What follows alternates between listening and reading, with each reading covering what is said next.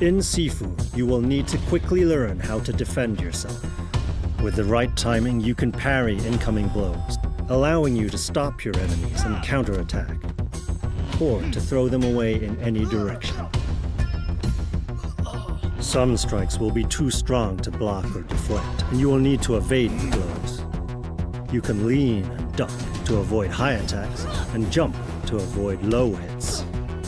Your best defense remains to strike first, with a panel of attacks and techniques with different properties, such as pushbacks, knockdowns, or stuns.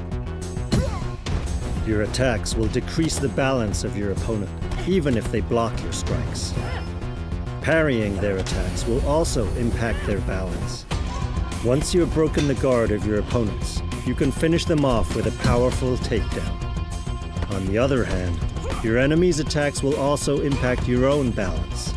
Avoiding hits is an efficient way to quickly recover. In Sifu, the environment is an opportunity, allowing you to improvise and adapt to each situation.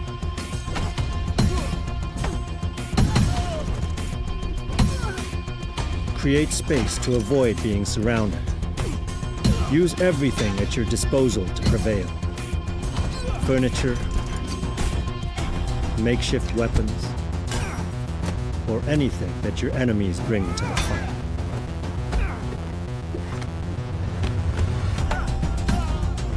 Finally, if you find yourself with your back against the wall, focus is a powerful tool. It builds up as you fight and allows you to deliver precise and devastating blows. Do you have what it takes to know Kung Fu?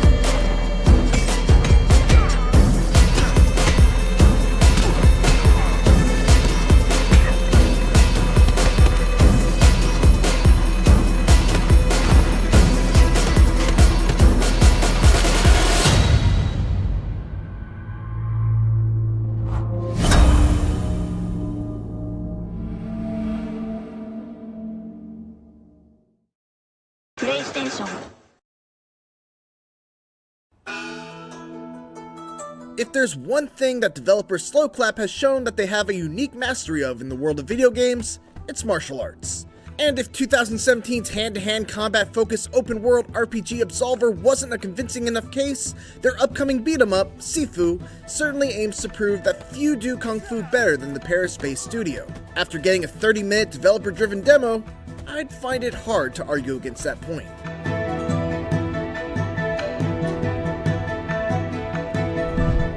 Sifu is a game that's obviously inspired by classic Asian martial arts movies, with its laser focus on being a single outnumbered martial artist facing off against a group of thugs and goons and scraping by not only with your skill, but also your environmental awareness and ingenuity. Now I know what you're thinking, Mitchell, that's like basically every beat-em-up or action game, but it's different here, and it comes down to a couple of key things. For one, Sifu's martial arts combat is smooth as butter. Not only are the animations super fluid, but the way strikes flow naturally into parries, which can then transition seamlessly into grabs and throws, perfectly mimics the style of the classic Kung Fu movie. Even more importantly though is the role that the environment plays in combat, which we'll get to in a bit.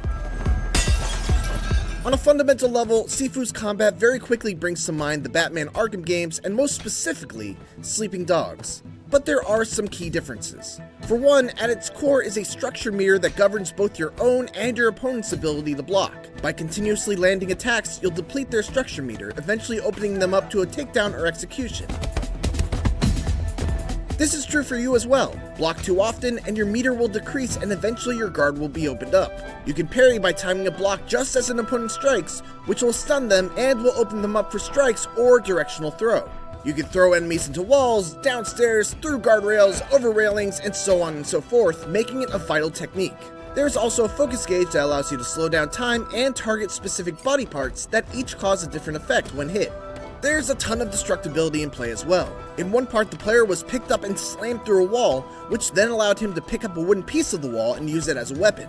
Bottles can be picked up and thrown, and even objects on the floor like ottomans can be kicked towards enemies to knock them off their feet. Despite it being a developer-led hands-off demonstration, the combat still managed to have a very improvised look to it, with the player having multiple options to deal with enemies at any time. What really struck me most about the combat though was how contextual and reactive everything was. By positioning himself next to a counter and luring the enemy in, the player was able to dodge a strike and then slam the enemy's head into a counter for a quick knockout. Pieces of furniture will get destroyed as combatants get knocked through them, and bad guys will either surrender as you take out their friends, or get enraged and become even more dangerous when they're the last ones left. I saw a lot of fighting over the course of the demonstration, and yet every single scrap had a unique feel to it thanks to the unique placements of objects, hazards, and how the player was able to turn any bad situation around by using the environment to their advantage.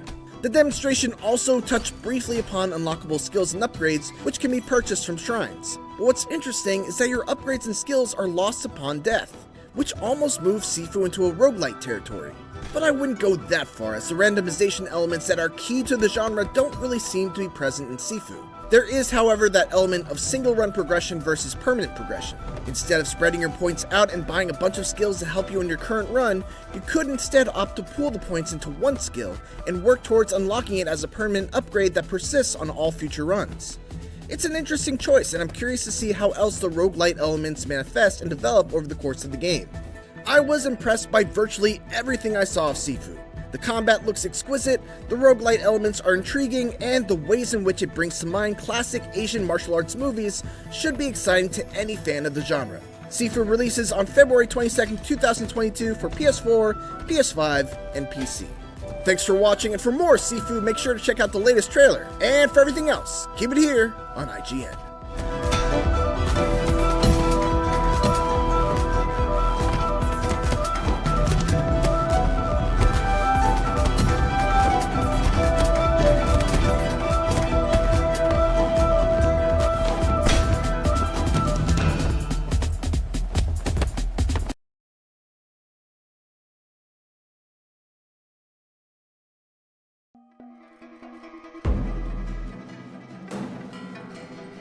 Kung Fu, or Kung Fu, means mastery through practice.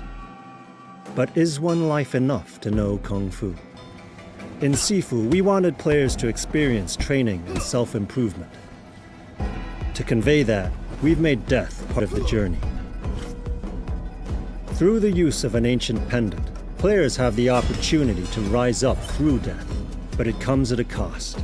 Each time you get back up, you will age.